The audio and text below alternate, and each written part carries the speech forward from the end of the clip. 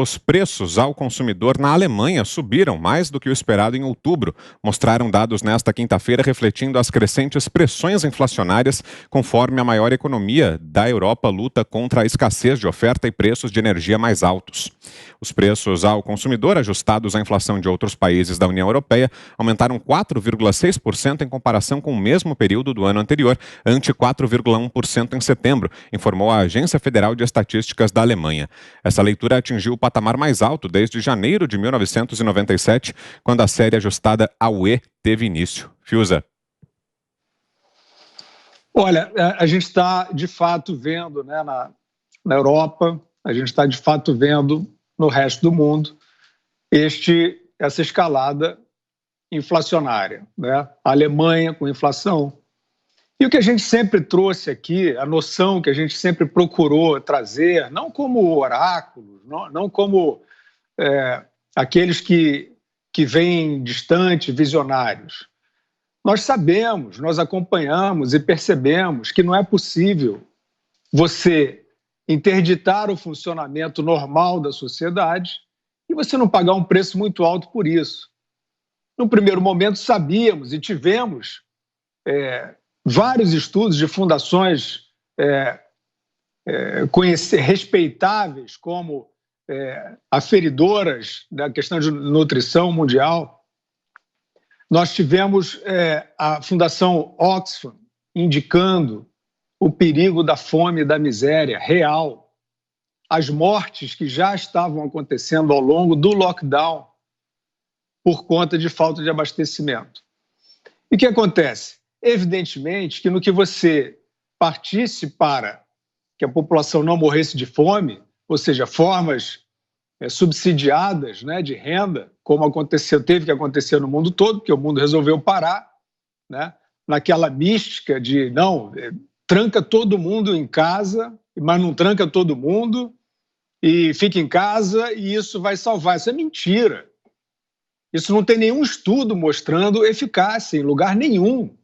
Ao contrário, os locais mais severamente trancados desta maneira, ou seja, que a polícia mais bateu, que teve regras mais estúpidas, mas que evidentemente não jogaram todo mundo dentro de um porão, então não deteve contágio nenhum, essas são as piores no enfrentamento à pandemia. Agora vem a inflação, porque evidentemente você continua tendo a demanda, mas a cadeia de produção ela foi atingida. Então você teve uma enorme desorganização econômica por conta deste crime chamado lockdown, né, que era a antessala da imposição da vacina experimental, né? O lockdown foi feito para isso, para dizer assim, olha, você só vai poder circular se você tiver o seu cartãozinho de rebanho, VIP, né? E o que acontece? Você tem hoje vacinas em desenvolvimento, populações sendo empurradas para a vacinação, efeitos adversos sendo escondidos, né? Você não tem uma estatística crível de efeitos adversos, porque a notificação, há uma subnotificação.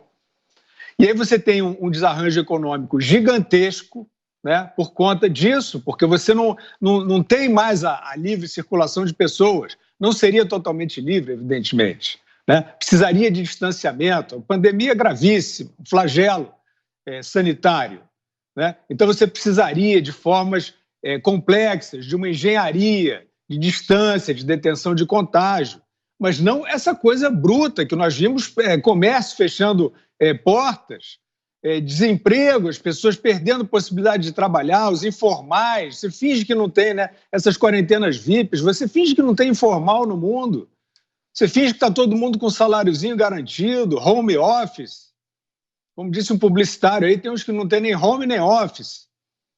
Então, isto foi uma ação, foi e está sendo uma ação brutal, que continua com essas premissas, continua empurrando as pessoas agora para um determinado tipo de vida sujeita a um cartão sanitário. A gente sabe que regimes totalitários começaram assim, essa coisa meio higienista, não é isso?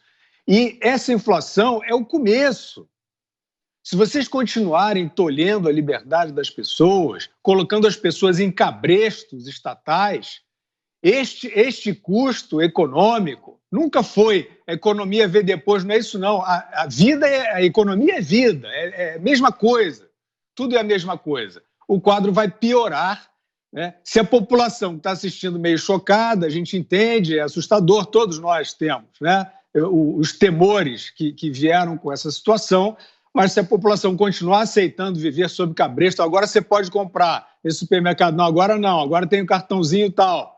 Esses tiranetes fazendo campanha eleitoral, isso tudo vai ter custos altíssimos para a qualidade de vida e para os indicadores econômicos.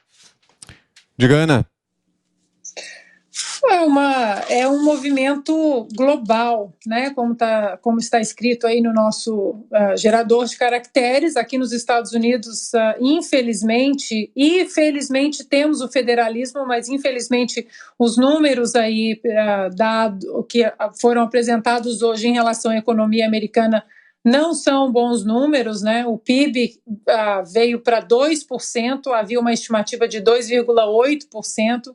A inflação americana, agora declarada esse ano, hoje de manhã para esse mês, de uma projeção de 5,4%. Os aluguéis, Vitor, eles estão num patamar aí mais alto em 20 anos.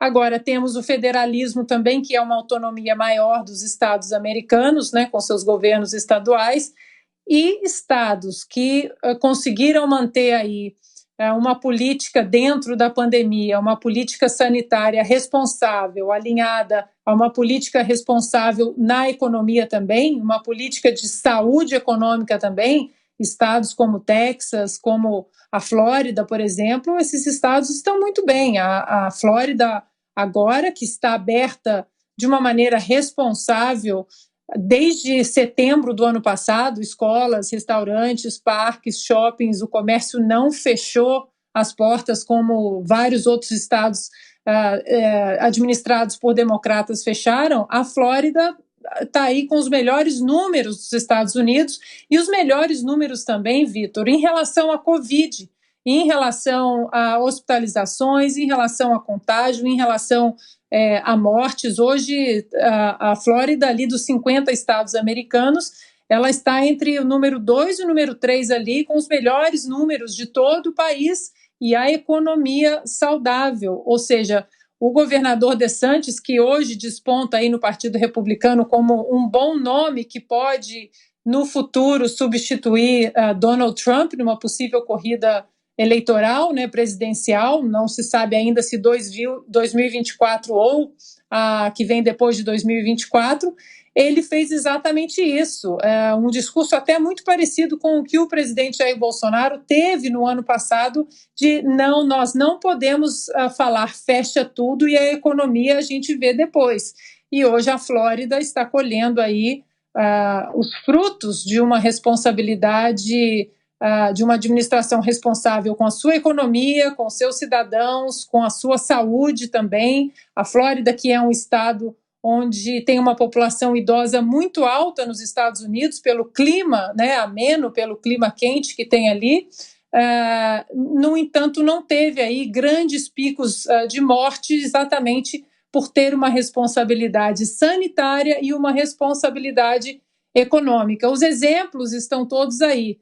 E hoje quem fala a economia a gente vê depois, e falou isso durante quase 2 anos já dentro dessa pandemia, o preço chegou bastante alto.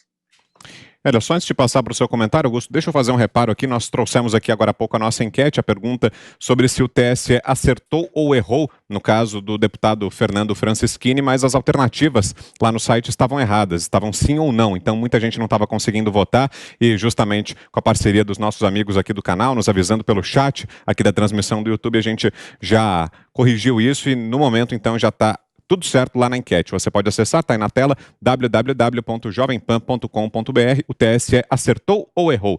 Está no ar a pergunta e daqui a pouquinho o resultado final. Diga, Augusto.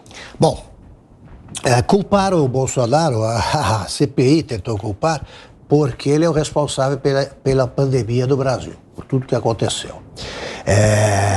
O Renan Calheiros pede que ele seja punido por epidemia com resultado de morte. Para que isso aconteça, você tem que distribuir o vírus.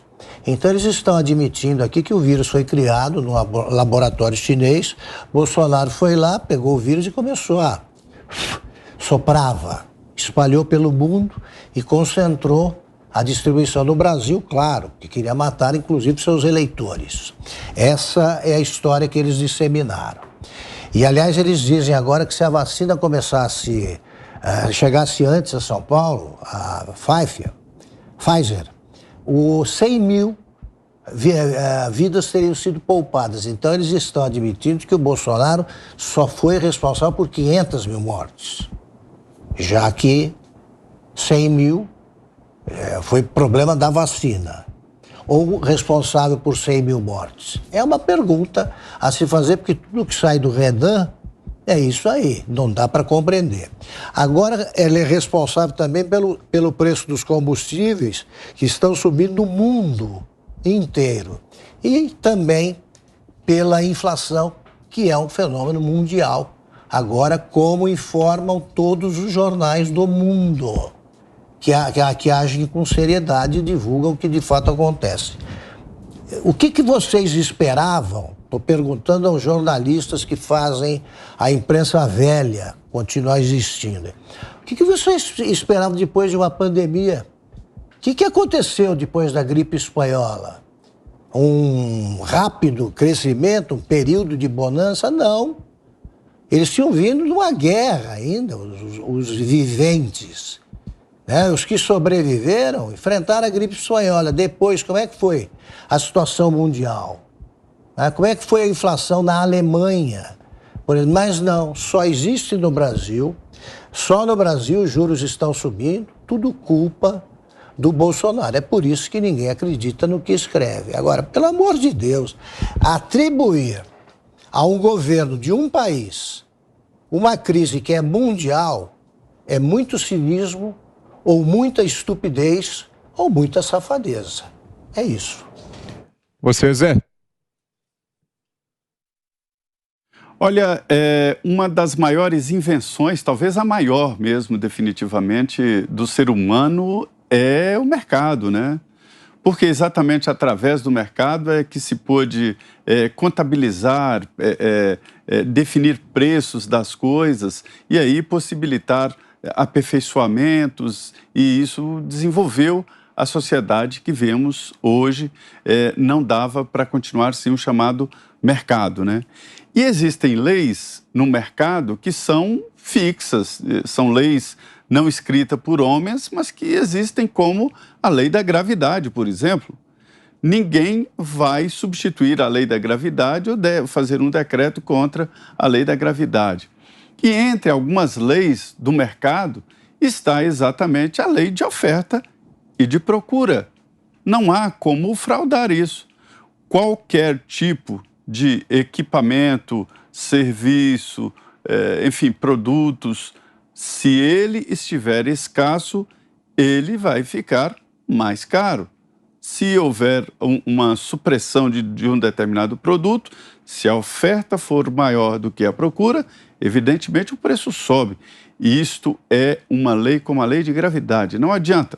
Não adianta o presidente lá da Argentina, o Alberto, decretar congelamento contra essa lei, porque não adianta. Ela é mais forte, né? Se não tiver produto, o preço vai aumentar. Aí começa mercado negro, começa mercado paralelo, escassez, e a coisa se desenrola exatamente assim. Era previsível que, diante de uma situação de fechamento geral, né, que houvesse falta de serviços, houvesse falta de produtos. Se havia demanda, o preço sobe, e esta é a origem da inflação. O presidente Jair Bolsonaro foi contra o fechamento geral, não é porque ele queria que os brasileiros morressem, mas é que ele achava, e isso está comprovado em algumas situações, né, que mantendo hábitos de distanciamento, mantendo hábitos de higiene, inclusive máscara, álcool em gel e tal, era possível atravessar essa pandemia horrível, geral, mundial. Alguém tem que avisar a CPI, aos integrantes da CPI, que essa pandemia não era só brasileira, que ela é mundial, né? Então, assim, ele evitou o fechamento aqui no Brasil quanto pôde, mas o Supremo delegou aos prefeitos e governadores a possibilidade de fechar ou não. Então, houve o fechamento. Alguns estados mais, outros menos, e foi assim. Eu voltei de São Paulo, assim, triste e até com uma certa depressão, vendo aquilo tudo fechado, aquelas placas, vende-se, aluga-se, pessoas desempregadas, e eu falei, meu Deus do céu, né? E agora vem a conta é apresentada. A escassez de carros no mercado. Carros usados estão valendo mais do que carros novos. Motos usadas estão mais caras do que motos zero. Como pode? Pode, porque essa lei do mercado exige que, se houver escassez, o preço sobe. Se as fábricas estão faltando chips, está faltando não sei o quê, sobe. Agora, imagine a força que o governo deu para o agronegócio não parar, né? Se houvesse falta de comida, né, a situação estaria muito pior. E o presidente Bolsonaro fez tudo, insistiu, foi lá e evitou o fechamento do agronegócio. Foi uma força do governo. Agora, a repercussão aí seria muito maior para o Brasil e para o mundo, né? Então, a pandemia é global e os efeitos da pandemia também são.